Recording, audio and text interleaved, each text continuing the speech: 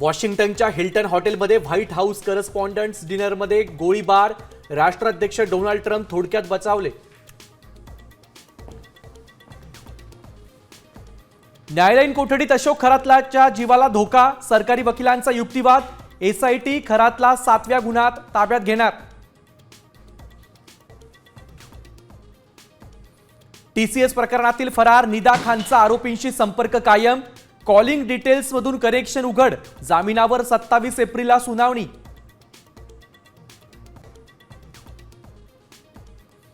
बारामतीच्या गोजूबावीत अजितदादांच्या प्रतिमेसमोर अघोरी पूजा, ताटात टाचण्या टोचलेले लिंबू.